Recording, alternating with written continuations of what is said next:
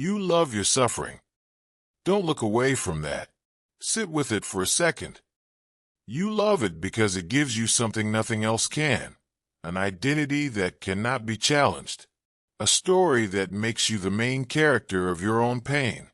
And in a world that is drowning in noise, in a world where everyone is fighting for attention, your suffering is the one thing that feels like it belongs to you. So you wear it. You carry it into every room. You bring it into every conversation. You post about it. You talk about it. You reference it whenever someone disagrees with you, because your suffering is your armor. And armor, once you put on, is very hard to take off. But here's the question nobody is asking you. What if your suffering, the thing you've been carrying like a trophy, is not as heavy as you think it is? What if the story you've been telling about your pain is not testimony? What if it's performance? We are living in the age of competitive suffering, and I say that without judgment, because I understand why it happened. For most of human history, pain was private. You suffered alone or with the people close to you. There was no audience for it, no likes, no shares, no one to validate it at scale. Then came the internet. Then came social media, and suddenly suffering had an audience. Psychologists have known this for decades. Behavior changes. When vulnerability gets rewarded with attention, the brain learns a simple equation. More suffering shown equals more attention received. So we started performing our pain. And over time, the performance became the identity. The wound became the personality. The struggle became the brand. Now understand, I am not saying your pain is not real.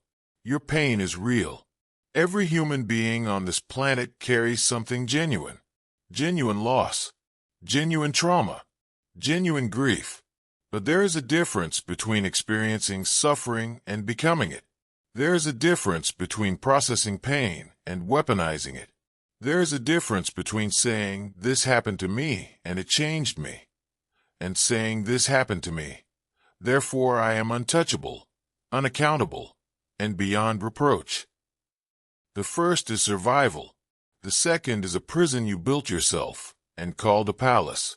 Psychology has a name for it. It is called moral elitism through victimhood.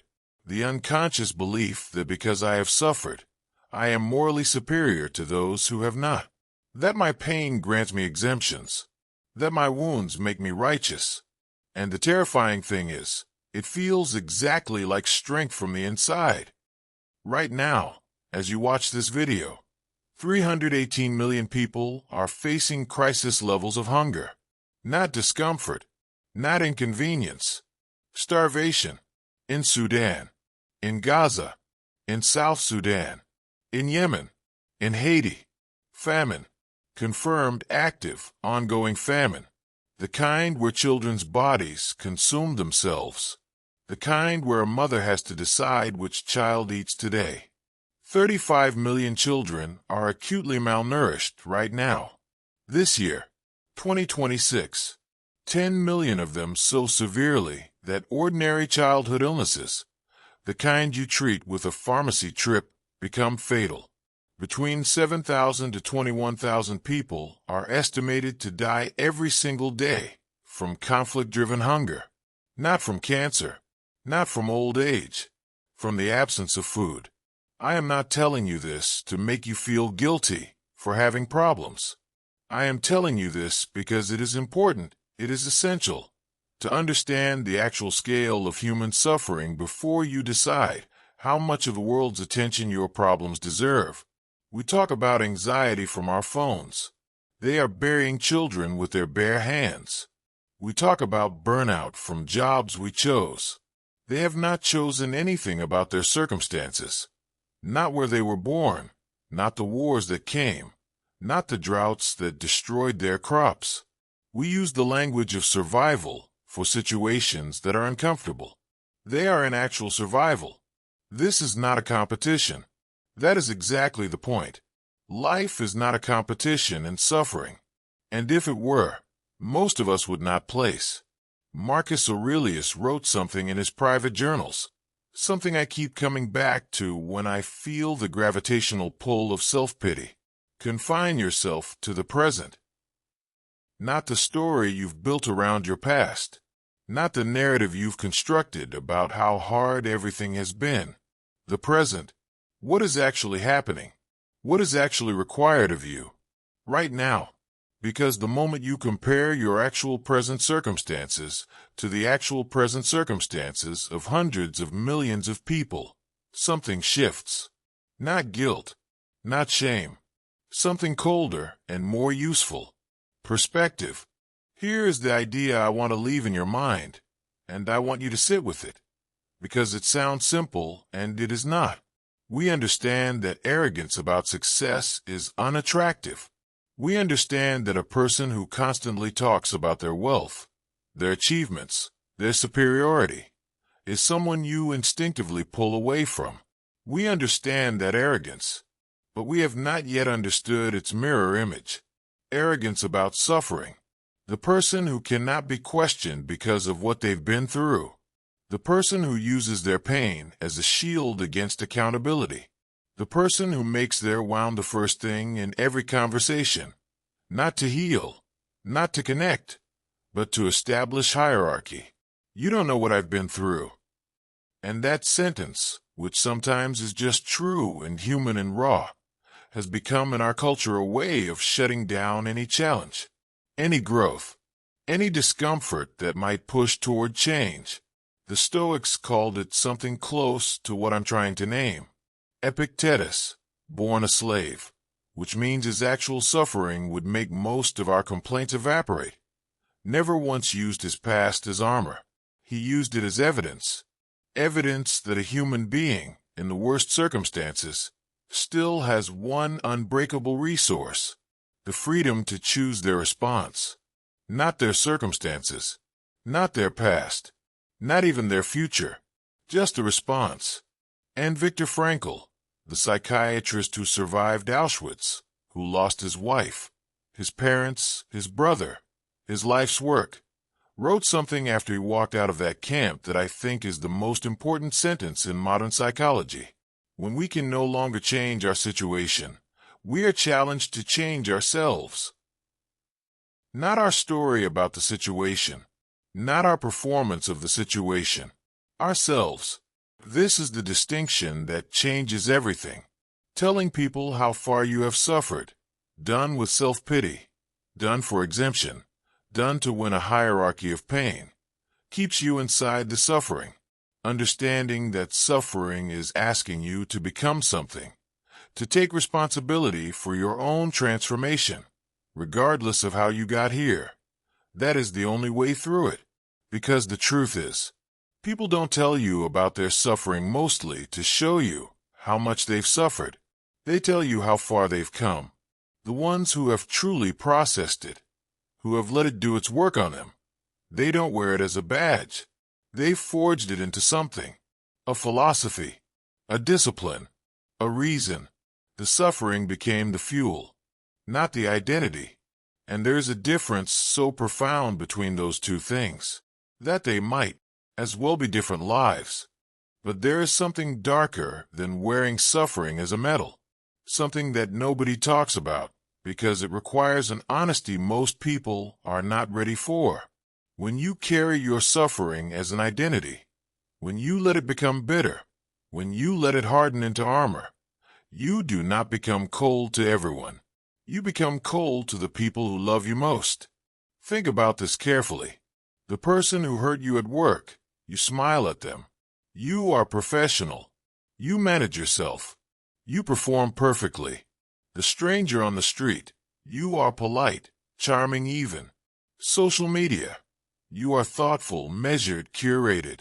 But at home, with the person who chose you, with the people who stayed, with the ones who have seen you at your worst and are still there, that is where the bitterness lands.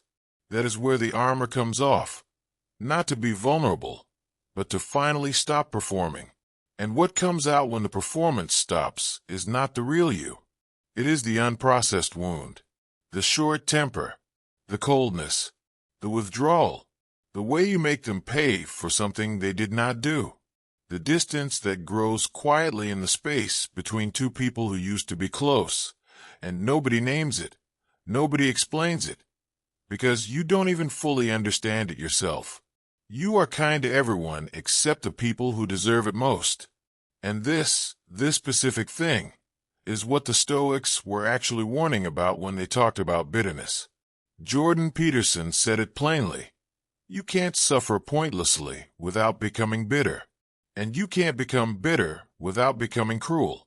We always picture cruelty as something dramatic, something visible, something you can point at. But the cruelest thing most people do in their lives is quiet. It is the love they withheld from someone who was only trying to reach them. It is the walls they built so high that the people who loved them most eventually stopped climbing. It is the mask they wore for the world, warm, composed, put together, and then came home and had nothing left. Nothing warm, nothing soft, nothing real for the people in that house who needed it. That is not strength. That is the real hell of unprocessed suffering. Not what the world did to you, what you did with it. To the people who had nothing to do with any of it, the suffering you wear as a medal becomes the wall between you and every genuine connection you could have had. And the tragedy is that the people on the other side of that wall are usually the only ones who actually wanted to help you carry it. Jordan Peterson said something that I think most people hear wrong the first time. He said, "The purpose of life is finding the largest burden you can bear and bearing it." People hear that as punishment, as masochism, as some kind of macho philosophy about pain. It is not that. It is an instruction about meaning. Because the heaviest thing you can genuinely carry, not perform, not display, not use as armor, but actually carry, is where your life begins to make sense. Your actual burden is not your past suffering. Your past suffering is the origin story. Your actual burden is what you choose to build from it. The parent who experienced a broken childhood and chooses, every single day, against every unconscious instinct, to give their own children something different. The person who lost everything and decided that the loss would make them understand other people's losses more deeply, and built a life around that. The human being who was failed by the world and chose, instead of bitterness, to become someone who does not fail others. These are the burdens worth carrying, not the weight of the wound itself, but the weight of what the wound is asking you to become. Frankl wrote that meaning can be found three ways: through work, through love, and through the attitude we take toward unavoidable suffering. That last one is the one we never talk about, the attitude, because we want to talk about the suffering itself, not what we do with it, not who we become inside it, not the attitude, the quiet, unglamorous, daily choice to carry the thing without making the thing your whole personality. The attitude is not visible. It doesn't get likes. It doesn't announce itself in the first 30 seconds of a conversation. It just shows up in what you build, and how you treat people, and who you are on the days when no one is watching. That is where meaning lives, not in the performance of suffering, in the transformation it makes possible, if you let it. So here is where I will leave you. You have suffered. Something real happened to you. Maybe many real things. And that suffering deserves to be acknowledged, not by me, not by an audience, but by you, privately, honestly, without performance. And then, and this is the only move that leads somewhere, you ask it what it wants from you. Not, why did this happen to me? That question has no answer. And the search for it is where people spend entire lives going nowhere. But who does this require me to become? That question has an answer. And the answer is always specific, always actionable, always harder than complaining, and always more worth it. Marcus Aurelius wrote, "If it is endurable, endure it." Stop complaining, not because your pain is small, because complaining will not change it. And if you are watching this video, on a phone, on a laptop, in a warm room, with enough food, enough safety, enough bandwidth, you are already, by the simple mathematics of the world you live in, among the luckiest humans alive. Which means the only question left is, what are you going to do with that? Not tomorrow.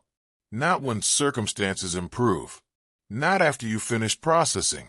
Now, find the heaviest thing you can carry. The thing that scares you slightly. The responsibility that, if you fulfilled it, would make the suffering feel like it was building toward something. Pick it up. Start walking.